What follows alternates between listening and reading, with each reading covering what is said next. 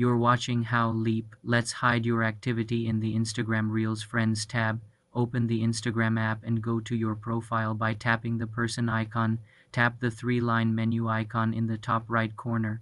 Select Settings and Privacy. Scroll down and tap How others can interact with you. Then tap Reels and Stories.